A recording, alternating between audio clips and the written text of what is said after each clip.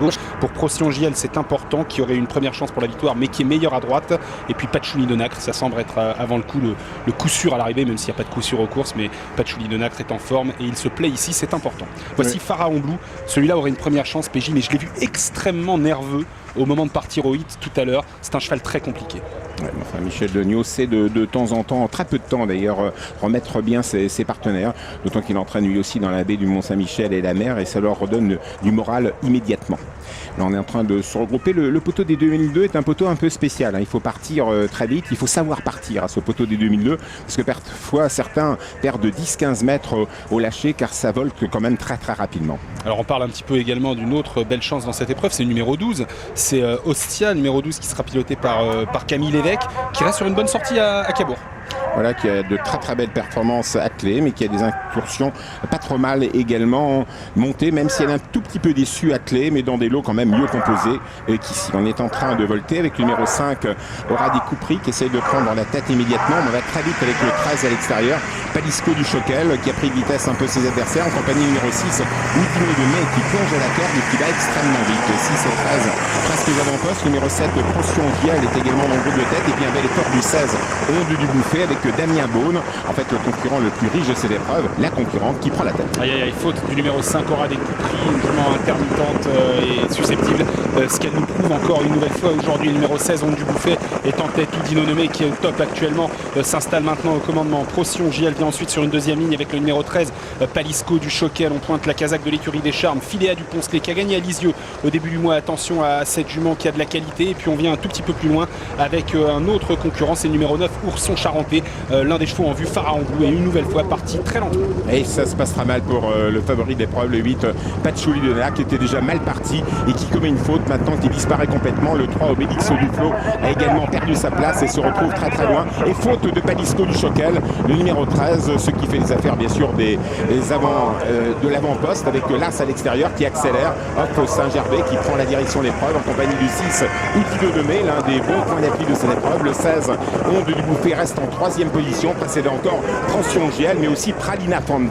On a disqualifié le numéro 3, Obélix du Flot, ainsi que le numéro 8, Patchouli de Nacre, un peu moins d'un tour à parcourir sous l'impulsion d'un énorme outsider. 125 contre 1 pour le numéro 1, Off Saint-Gervais, un énorme outsider dans cette course. Il est piloté par Cédric Defaux, qui tente son salut dans la fuite en deuxième position. Un cheval en vue, c'est le numéro 6, Oudino de Mai, c'est le 16, Onde du Bouffet, une jument qui est pour l'instant en troisième position. On pointe ensuite le 4, Pralina Fan, William Body, et le numéro 7, Procyon GL, ont un petit peu de mal dans les tournants, mais se relance bien dans les lignes droites. On vient ensuite un tout petit peu plus loin avec le numéro 10, Philéa du Poncelet.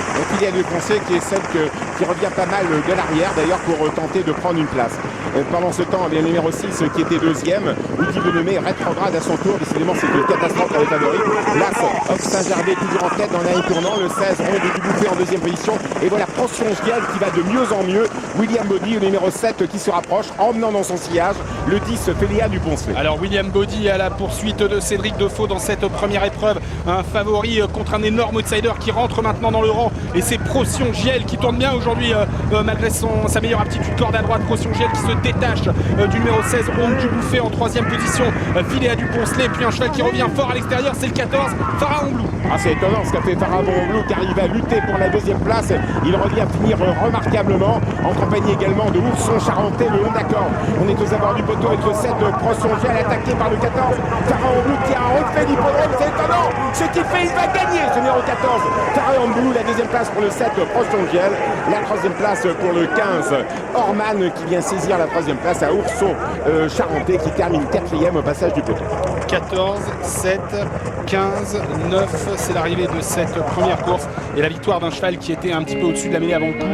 Numéro 14, Pharaon Blue, malheureusement pour lui c'est un cheval très compliqué aujourd'hui. Une fois de plus il s'est montré lent au départ, mais il a refait l'hippodrome comme vous l'avez dit Pierre-Joseph. Grosse performance de ce pensionnaire de Michel Degnaud. Deuxième place pour le numéro 7, Procyon GL, et troisième place pour le numéro 15, Orman, avec Romain Lévy. Orman, un cheval en forme qui confirme ses récentes bonnes performances. Voilà, bon, écoutez, on a eu une phase finale un peu palpitante, c'est sûr, mais à rebondissement, pas de chance pour les favoris bien sûr. qui ne sont pas à l'arrivée, c'est sûr, mais la fin de course de Farron Blue, la fin de course également d'Ourson Charentais le long d'accord n'était pas mauvaise. Et puis le numéro 15 qui ne s'était pas manifesté durant le parcours est venu saisir une bonne place également en phase finale. Voilà, Farron Blue, Olivier Roger, l'entraînement de Michel Dognaud. Michel Dognaud, c'est aussi le Mont-Saint-Michel. Il entraîne désormais dans la baie du Mont-Saint-Michel et ça réussit très très bien. Il y a des chevaux qui sortent de l'ordinaire, Pagalore en particulier. C'est pas une sinécure de gagner avec ce cheval quand on est apprenti, Pierre-Joseph, car c'est un cheval extrêmement tendu. Moi je l'ai vu tout à l'heure au moment où il partait au hit, le cheval faisait vraiment des difficultés, il était déjà en nage avant même d'avoir vu la piste pour la première fois de la journée. C'est un cheval compliqué mais c'est un cheval qui a beaucoup de classe. Regardez, on ne le voit même pas sur l'écran à cet instant. Il est bon dernier pour l'instant du peloton des chevaux encore en course. Regardez-le, il est sollicité par son apprenti Olivier Roger. À cet instant, si on a joué en jeu 5 gagnant par en bout, on jette son ticket. Est-ce que Woody Le Nommé aurait gardé une place cette fois dans les tournants? Vous voyez la casaque violette avec une étoile jaune. Il était quand même 2/3e détaché des autres. Il aurait peut-être gardé une place quand même, ce numéro 6, Woody Le Nommé. C'est impressionnant. Franchement, quand on le voit au mi-ligne d'en face, alors est-ce que ce sont les leaders qui ont complètement craqué? Il y a certainement un peu des deux. Pharaon Blue fait un dernier kilomètre étonnant.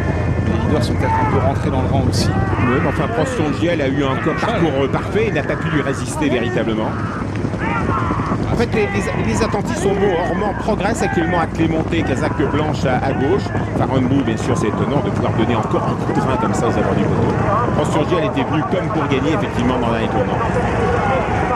Il avait devancé deux bons chevaux, Passiflorine et Philly Delphis sur une colonne de camp. Ce Pharaon Blue, ça lui donnait une première chance théorique. Il restait aujourd'hui à demeurer sage d'un bout à l'autre. Il l'a été pratiquement, puisqu'il est tout de même parti comme un fer à repasser, mais ensuite a tracé un dernier kilomètre étonnant, victoire de Pharaon Blue et d'Olivier Roger. Voilà, il y a un rendez-vous très important, la deuxième. Jean-Michel Bazir en piste avec un certain Coquin Avranches. Et celui-ci, c'est pas un coquin, parce que par deux fois, il a fait grosse impression. Allez, on va tout de suite repartir pour Clairefontaine. On rejoint Gianni et toute l'équipe qui vous attend là-bas. On va avoir des nouvelles concernant l'enquête du Quintet, du moins on l'espère. Una vez a su nombre, una vez se ama, pues una vez por siempre. Eso es mi destino.